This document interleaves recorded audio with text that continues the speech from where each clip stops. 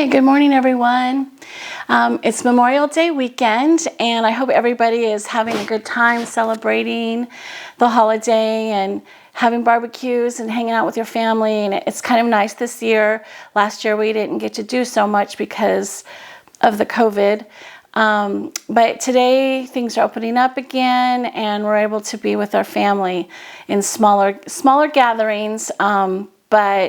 Yeah, so I'm going to go to my son's house. He's barbecuing today, and I just wanted to show how you could still be successful on the keto diet. Barbecuing is actually good because as long as there isn't sugar in the sauce, everything, it's usually meat that people barbecue, and sometimes it's corn, which is not keto friendly. But what I do is I always bring a side. So then I'm guaranteed to have meat and at least one side that is keto friendly. So then I have something to eat and can enjoy the meal with everybody else. I also actually am going to bring two sides because my son is actually also doing keto. Him and his wife are. So they're living the keto lifestyle. So I'm going to bring a couple sides, and then the other people there, I'm not sure if any other sides are going to be served. I'm assuming they are. Maybe they're bringing something. And then if I have time, I might even make a little sheet cake, a keto-friendly sheet cake. I think the kids will like that, and it's just be real simple chocolate cake.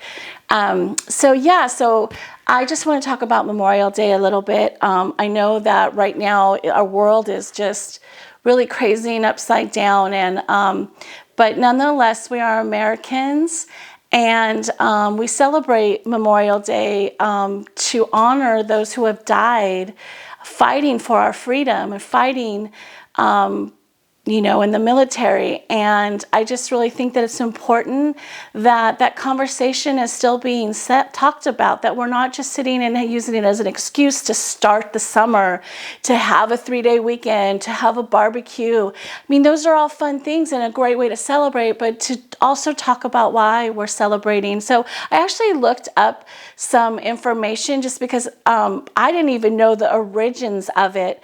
And I found this information actually at thehistorychannel.com.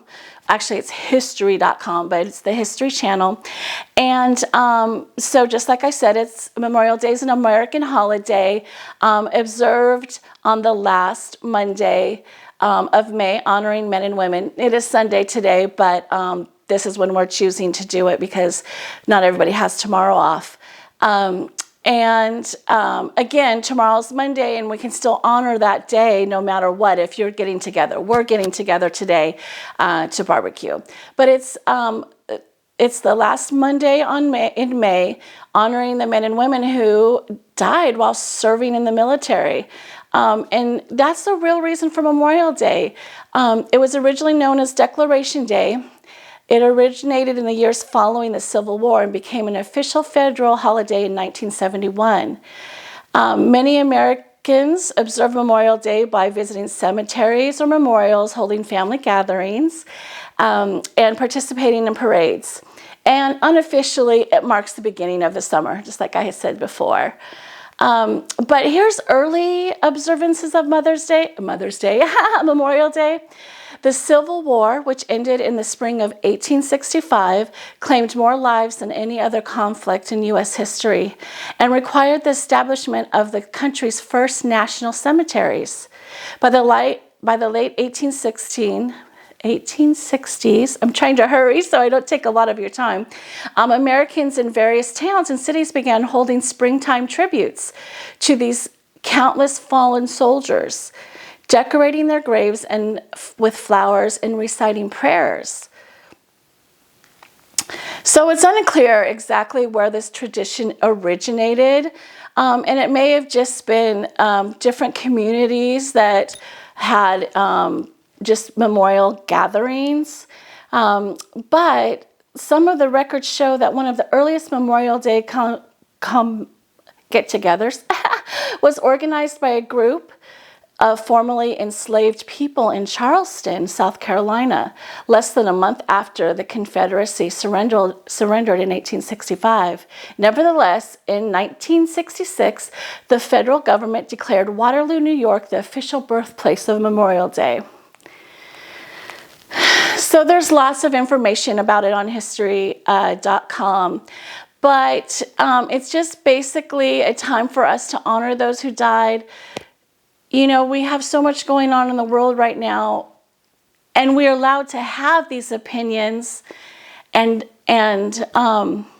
marches and our freedom to do these things because of these soldiers. So I just hope that you all really understand what Memorial Day is about and the blessings that we have because of these soldiers. So on that note, let's get started on our first salad. Here is everything we need to make our sheet cake. We'll make the frosting later after the cake cools a little bit. So we're going to start with 2 cups of almond flour. And I don't think this recipe has any coconut flour in it. So 1, 2. Once we put in all the dry ingredients, it says to sift it, and I'll tell you what recipe I'm using. I mean, you know, I always change it a little bit, but what I'm inspired by. But once you have all the dry ingredients, you can sift with a sifter. I just run my whisk through it. It's just the same as sifting. I feel like it breaks up all the clumps. And I do have a sifter. I do have a sifter too. I do have a sifter, but it takes a while. So I just run that whisk through it, and it just makes it a lot easier. I have my oven preheated to 350 degrees, and we're just doing a little 13 by 9. I greased my 13 by 9 pan, and it's just a 1/4 sheet pan. It's just going to make a little bit, which is great. There's not going to be a lot of us at the barbecue. But the recipe is from KetoKarma.com, and again, it's inspired by, I'm following her measurements. She did the hard work, but I'm making a few changes. So it's her chocolate sheet cake with chocolate cream cheese frosting. Let me say that again. Chocolate sheet cake with chocolate cream cheese frosting. Say that 20 times. Anyway, and I will put the link to this recipe below in my description area. So it starts with 2 cups of the almond flour, 1 cup. Now she calls for granulated swerve, but I like to use the monk fruit golden where I can, because the golden, it's kind of like a hint of brown sugar. It's their version of the brown sugar one, and I know that's normally used in cookies, but I think this monk fruit, I would never use the swerve brown sugar. But this monk fruit golden has, I don't know, it just gives it a rounded flavor. Do you know what I'm saying? You know, like when you taste something and it's just like, God, it needs a little oomph to it. And I feel like that's what this golden fruit, it's like the granulated, but it just has a little bit more. I'm assuming it has maybe a little bit of molasses in it. Let's see, what does it say? It says ingredients. It just says erythritol and monk fruit extract. So maybe it's for raw cane sugar. It tastes better to me. I like it. It tastes better. So that's what I'm using. If you have swerve granulated or allulose, any of those things, then by all means use it. Use what you have. Like I always say, what is it?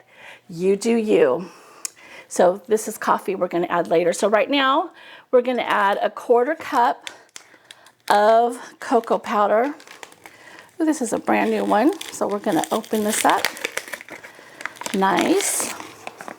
I probably have something open in the fridge, but I am running short on time. I have to be there between like 2 and 3 o'clock. and it's 12:30. So I still have to do this and make I decided to make this before the salads because, there, 1/4 cup, because, so it can be in the oven and can cool and everything, which makes more sense. And the salads, the faux tater salad, I already have partially, I have the cauliflower already cooked, so it's just a matter of putting it all together. So let's clean this up a little bit. I just made a bigger mess. That's the one thing I hate about working with cocoa. It is just so messy. How bad does that look? I'm sorry, I just can't, I have to clean it up.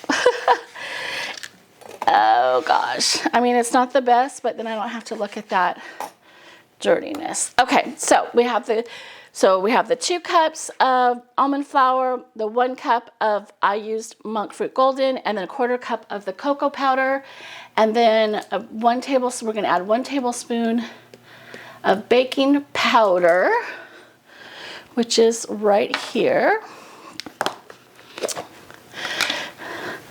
So yeah, so I was talking about the Memorial Day weekend. That's what, today's actually Sunday. Tomorrow's actually Memorial Day. And I just feel like people forget about why we celebrate, you know. They just think about it's barbecuing and the beginning of summer, which it is, and that's how we celebrate. But there's a reason behind it. And, you know, I think it's important for us to acknowledge that. So anyway, again, I'm going to whisk this instead of using the sifter. As you see, there are little clumps in there, but once I whisk it, it will break apart. See, it's already getting better.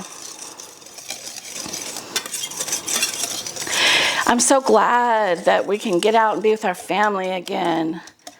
I don't know if any of you guys were home not working. I actually worked through the whole coronavirus extravaganza that we just experienced, that we're still experiencing. There we go, pretty good, nice and sift. So I didn't get to have time. My husband's hours were cut a little bit, but he still worked through the whole thing.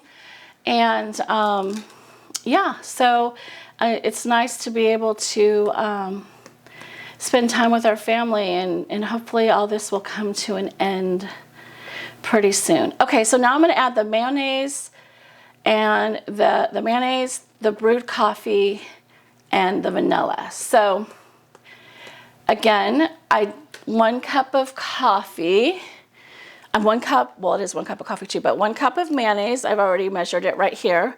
I use Best Foods. I know it's not the cleanest, but I think it's the same as Hellman's on the East Coast.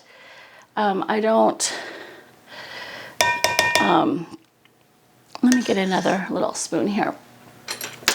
We live on the West Coast, so ours is Best Foods. Although I've heard about that Duke's mayonnaise, and I feel like I probably would like that. So, so here's another change I'm gonna do. I ordered these little things from Amazon. I can put the link below if you're interested, and they're just droplets. Is it focusing on that? And this is a variety pack, and it comes with, let's see what it comes with. This one comes with, I don't know, the main thing I ordered it was to have the cornbread flavoring, because I like cornbread with our soups, and if that's not keto friendly, so it has cornbread flavoring, and it has other flavorings. There's different kits and that sort of thing. So this is a vanilla cupcake. So I'm just gonna put this in here to give it more of a cake-like feeling, and it says 20 drops. I'm gonna do 10 because I'm gonna use vanilla extract as well. 1, 2 just fell in, 4, 5, 6, 7, 8, 9, 10, 11, 12, 13, 14, 15. I said I was gonna do 10, huh? Oh well, I guess I'm doing 16. And then we're going to do a teaspoon of vanilla extract. Okay, and then we're going to do 1 cup of brewed coffee, or you can just use water. Now my coffee wasn't brewed. That's actually instant espresso that I put in there, which I feel like, again, has a better flavor. So that's what I used. So now we're going to give this a little mixy mix. That coffee smells good. Let me make sure I didn't miss anything. I'm gonna look at her recipe. Here we go. So I did that, and I'm gonna beat for 2 minutes and pour into pan. Okay, so we're at the beat for 2 minutes part.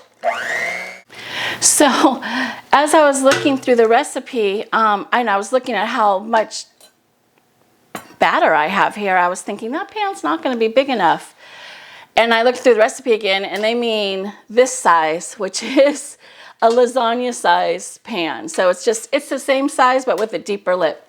So I'm gonna butter that.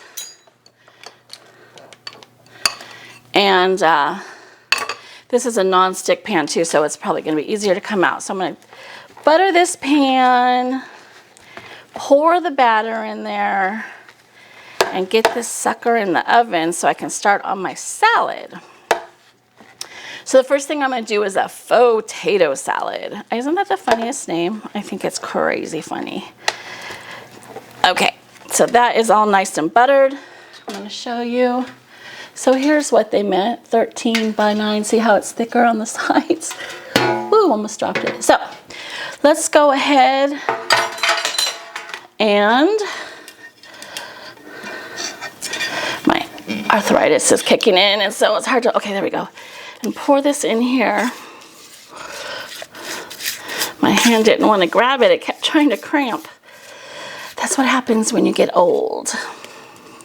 Although, you know, I've for a long time haven't had really good grip with my hands. Gosh, since I've been in my 30s. All right, so here's the cake in the pan. And it will rise a little bit because we did put the baking powder in it. So I'm gonna put this lovely thing in the oven at 350 for, I think, 30 minutes. Let me double check. Yeah. 30 to 35 minutes. So my oven runs a little warm, so we're gonna check it at 30 minutes. So in the oven it goes.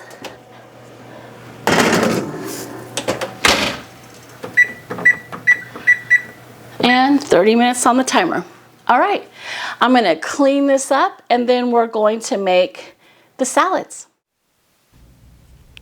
I'm gonna start by making the broccoli salad. I know I said I was gonna make the faux tater salad first, but I had to boil the eggs. So I decided to make the broccoli salad first. So first thing I'm gonna do is get a small bowl and make my dressing. And that is a ranch dressing. So I am putting in there 1 cup of mayonnaise. Next, it'll be a 1/2 cup of sour cream.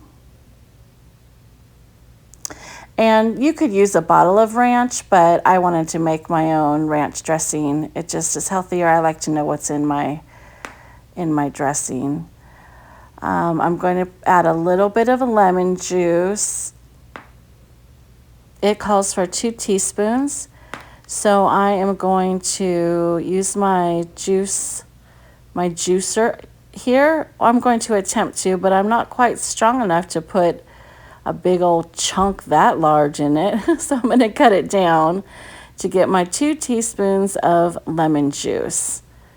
This is probably a more accurate amount anyway. So we'll give this one a squeeze. Oh, we were successful. All right.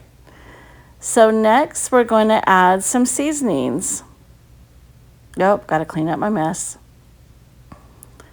So we have a few seasonings we want to add to it. We're going to add some dill, some chives, garlic powder, onion powder. So first we're going to start with the dill. This is, the dill, and we are going to use 1 teaspoon of dried dill. If you were using fresh dill, you would probably double that. So 2 teaspoons of fresh dill, 1 teaspoon of dried. Now we're using chives. So 1 teaspoon of dried chives. Again, if you were using fresh chives, you would double that to 2 teaspoons of chives. And at the end, I will taste it and add more if I feel like I need more herbs. Garlic powder, I put garlic powder in everything if you guys haven't noticed. This calls for a half a teaspoon. I actually used a whole teaspoon of garlic powder because I enjoy garlic powder. Next is onion powder. We're going to add a teaspoon of onion powder. The recipe calls for a half a teaspoon. I'll put this recipe down below. It's from Wholesome Yum and it's their ranch dressing, but as you can see, I kind of made some changes to it myself. Next, we're going to put in some salt, and this is just sea salt, and some pepper. I have a heck of a time getting this lid off this pepper every single time. I usually don't even put it on there and leave it off, but we're going to grind some pepper on there as well. Season to taste with the salt and pepper. It calls for a half a teaspoon of salt and a 1/4 teaspoon of black pepper, but season to taste. So we're going to give it a little mixy mix, and then we'll give it a taste and see if it needs anything. And don't mind me, I do use my finger to taste it, but I don't double dip, so that's good. Oh yes, whipping cream. We need to add a 1/4 cup of whipping cream. The recipe calls for almond milk, but I used heavy cream, and I don't think I used a full 1/4 cup. I used probably about 1/8 cup. So let's give it a few more mixing turns there. Oh, I'm going to taste it. And it looks like it might need a little bit more seasoning. It does taste good, but I like a little more flavor. So I add a few drops of stevia. Just a couple squirts actually. It's not a lot, but just enough to give it a little sweetness. I do believe ranch dressing has a little bit of sugar in it, so this will give you that authentic little taste. And it tastes much better, so I'm going to set it aside. Okay, now that I've cleaned up a little bit, I wanted to show you, I've kind of looked at several recipes and made my own broccoli salad recipe.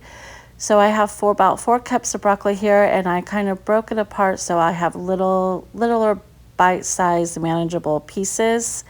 I had a big container from Costco. Then I decided to do a bag of this broccoli slaw. I thought it would give it a nice texture and you don't have just big bites of chunky broccoli. It would give you kind of a coleslaw texture to it.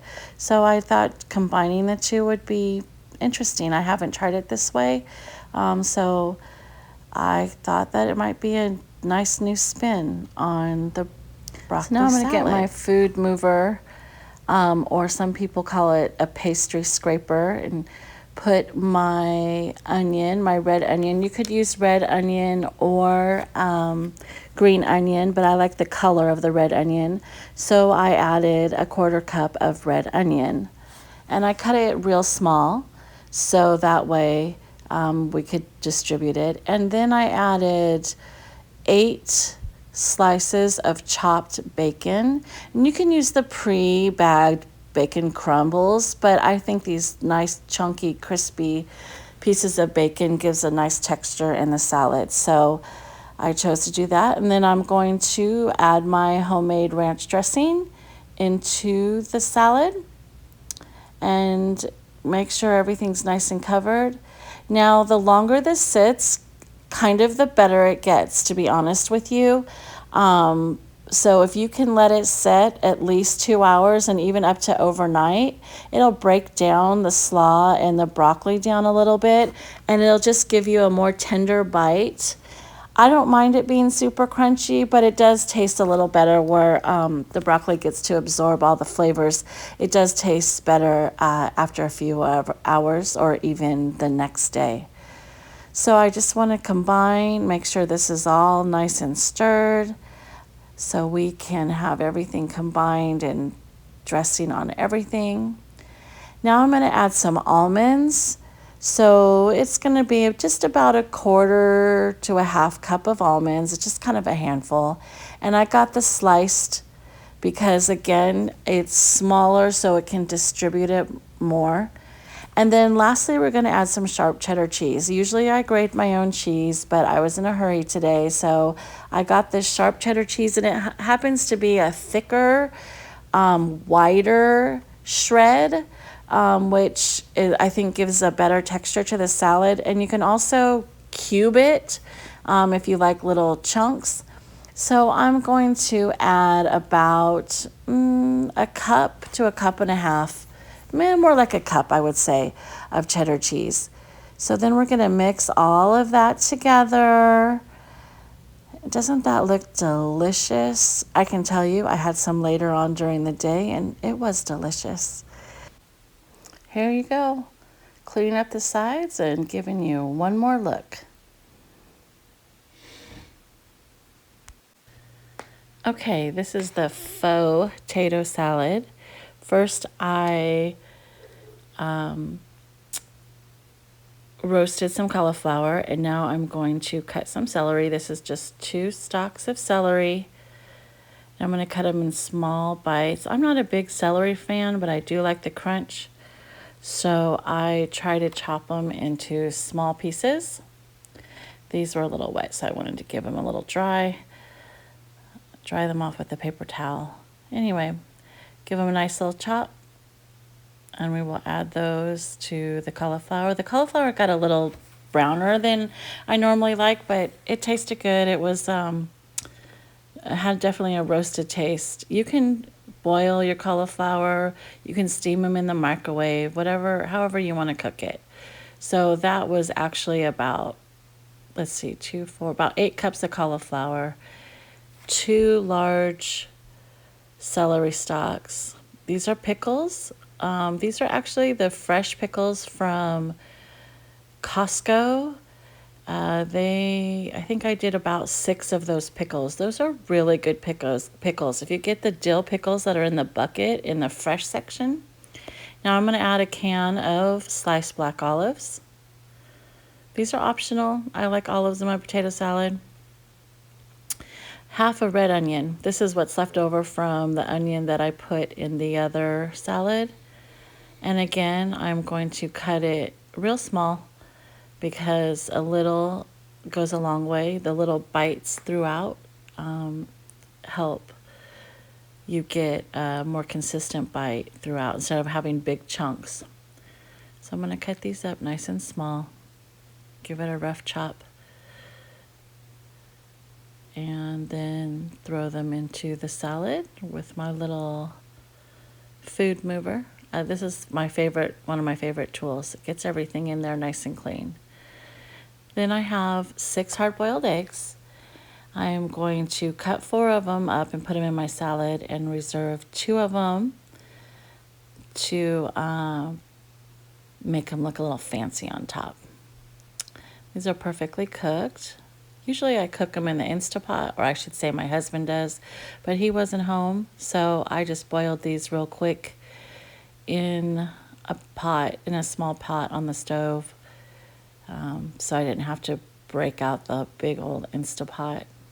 But I can tell you, doing your hard-boiled eggs in the Instapot is the best way to do them. They're perfectly cooked and they peel so very easy. So we're going to add this last hard-boiled egg in there, chopping it up again so we can get the pieces all nice and dispersed throughout the salad. And this is my same potato salad recipe that I make for when I use potatoes. But because we're doing keto, we're not doing potatoes, we're doing cauliflower. All right, wipe this a little bit. My surface is nice and clean. And we're going to reserve those 2 eggs for later. We're going to put those on top to make it look a little fancy. So right now I'm going to make my salad dressing. Get my measuring cups out. first I'm going to give my salad a stir here, make sure everything's combined before I add my dressing. This will just make it easier to get the dressing all over everything. All right, I'm gonna grab my mayonnaise, Best Foods. It's what I use, it's what I always use. I know it's not the cleanest, but it is what I use and have been using. So we're gonna do a cup of Best Foods mayonnaise. And we will put that in the bowl. This is to make our dressing for the potato salad. Make sure we get it in there. Oh, well, I guess we're doing a cup and a half. So a cup and a half of mayo. And get all that in the bowl. I know back east they have Hellman mayonnaise. I think it's the same company as Best Foods. Next, I'm going to add some Grey Poupon Dijon mustard. I like to add a little mustard, not a lot, just a tablespoon or two, just to kind of give it a little zing, but not a heavily mustardy flavor.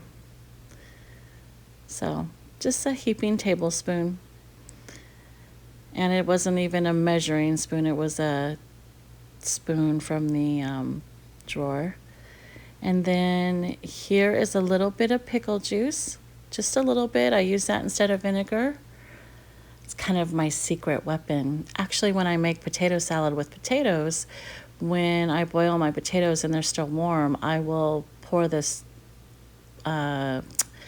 pickle juice on the warm potatoes, and it absorbs it, and it just makes a really yummy tasting potato salad. So I'm going to stir this all together before I add my seasonings. Now I'm going to get my spices, and I'm going to add a little bit of sour cream. That's not a spice, but we'll add a little bit of sour cream first. I actually don't usually put sour cream in it, but I thought this will kind of freshen it up and take some of the saltiness away from the mayonnaise, because mayonnaise can be kind of salty, and actually it tasted really well.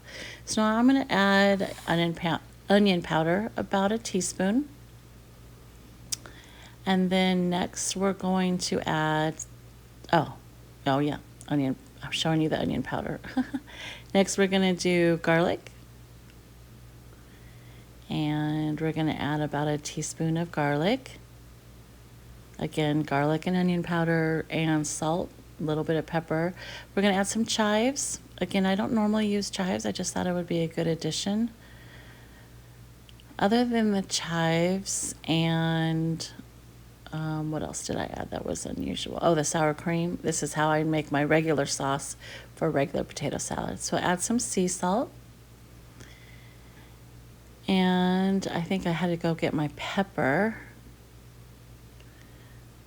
Oh, paprika. That's right. Smoked paprika. Added a little bit of that, which I always add into my salad as well. I'll put some on top of the salad when it's done, and I always add some to my dressing. So I'm going to give that a little stir. And that's it for my dressing, and we'll combine the two and give it a taste. Yep, tastes good. All right, so we're going to put the dressing in the salad, and then we're going to mix that up really well.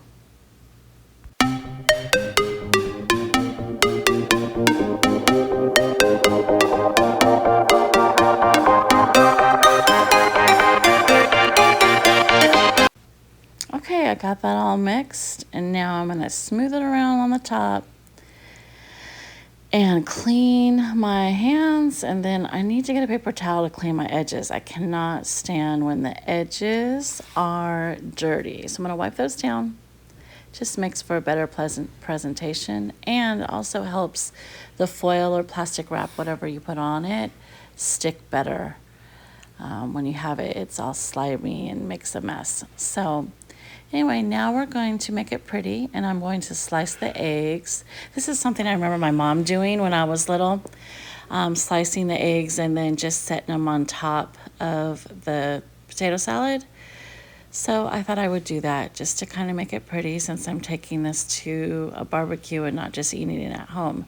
If it was just my husband and myself, I wouldn't be I wouldn't be wasting my time putting the eggs on top of it like this. But so you just set them around evenly. This one's kind of broken, but I'll make it work. I'll make it look like I did that on purpose. Because that's what we do, right? That's what we do when we're moms and grandmas, and we just make things work.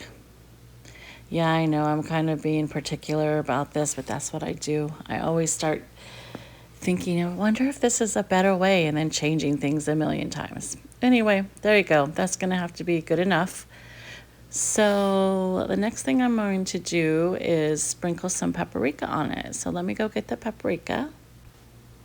All right, I'm going to sprinkle some on top. It looks like a little more came out than I wanted it to, but that's okay.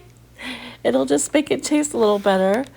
Since I kind of made it messy, I'm going to add some chives to see if that helps. Not sure that it did, but nonetheless, wipe off the edges, and now we have, a semi-looking pretty salad. That's okay, as long as it tastes good. All right, here's the cake, nice and cool, getting ready to frost. So I'm going to make the frosting. 2 tablespoons of butter, softened. 4 ounces of cream cheese, softened. And now we are going to mix that together in a nice, make it nice and creamy and fluffy. Get some air into it. And the air will help make it a fluffier frosting. So I'm going to get my mixer going, and we're going to give this a mixy mix. And of course, I'm going to fast forward so you don't have to watch me mix it for 2 minutes. So set the mixer aside and pull everything from the edges of the bowl. We want to make sure that everything's incorporated nicely and that we don't have any pieces that are chunky or anything like that. So now we're going to add our confectioner's style swerve. It's a 1/2 cup, and this is going to give us the sweetness. So I have 1/4 cup, so I'm going to put 2 in there because my 1/2 cup was dirty from all the other stuff I've made already. So it was in the dishwasher. So we did a 1/2 cup of swerve, and we'll set that aside. And then now we're going to add the cocoa powder. I just used Hershey's cocoa powder. And it calls for 2 tablespoons. And I like Hershey's. I also like Ghirardelli, Dutch process. But the Hershey's is what I grew up with. So Hershey's cocoa, 2 tablespoons. And we're going to go ahead and sift the cocoa. It tends to get lumpy, and this will make sure that we have a creamier frosting with no lumps. We don't need any of those lady lumps in our frosting. So give that a little sifty sift. And we will also take the measuring spoon and go ahead and press those down, the little balls. And those are the balls that would have been in our frosting. So I'm glad we sifted it. Make sure we didn't have any of those. So we are going to add some vanilla and a 1/2 teaspoon of vanilla. And again, this is a 1/4 teaspoon measuring spoon, so I will do 2 of those, and that makes the 1/2 teaspoon. And we are going to add a pinch of salt. And that's just the sea salt. And it's a little bit bigger grind. And then we're going to mix this again. Now you could have added some stevia to it, but I think it gets too sweet. So I didn't add the 10 drops of liquid stevia. I just kept it, and I didn't really feel the cooling effect. A lot of people, they add the stevia so you don't get that cooling effect, and maybe, that would have helped the taste, but I thought it was amazingly, it was one of the best chocolate cakes and frostings I've had. So I didn't add the stevia into the frosting because I didn't want it to be too sweet. So I'm just, there's a little bit of butter that needs to incorporate in it. I'll give it a taste. tastes great, doesn't need anything else. So I think we have the batter. My kids, when my kids were little, they used to lick those for me, but I better not, because every carb counts. So I am going to now frost the cake, and when we're done, we'll take a taste.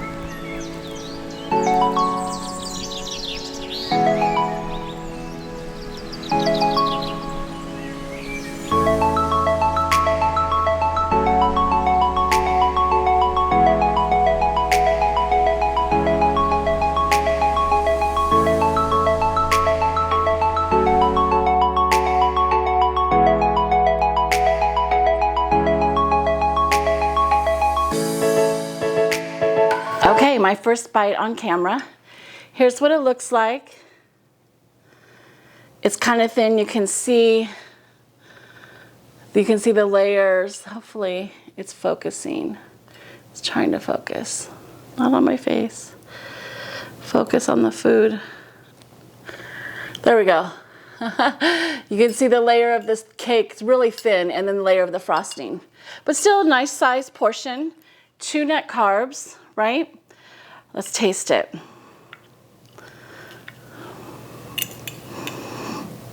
Kind of excited. So this is my first bite on camera. So here we go. Bon appetit.